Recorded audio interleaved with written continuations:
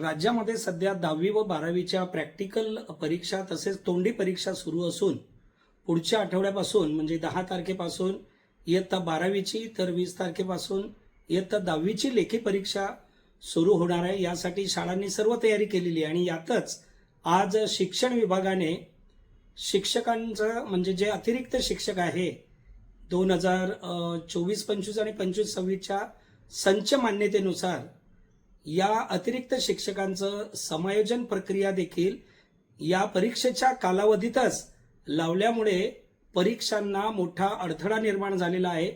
मुळातच 15 मार्च 2024चा संच मान्यतेचा जो GR आहे हा अन्यायकारक आहे।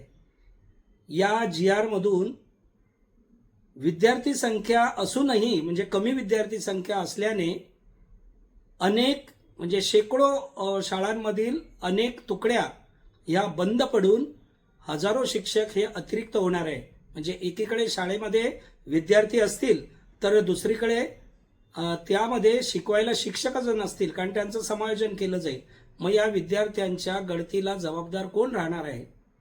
10वी आणि 12वीच्या परीक्षा सुरळीत चालण्यासाठी प्रत्येक विषयाला 15 मार्च 2024च्या GR मध्ये सुधारणा करून प्रत्येक विषयाला स्वतंत्र शिक्षक देण्याची सुधारणा जोपर्यंत या GR मध्ये होत नाही तोपर्यंत शासनाला आमची विनंती राहील की या संच मान्यतेच्या शिबिराला स्थगिती द्यावी।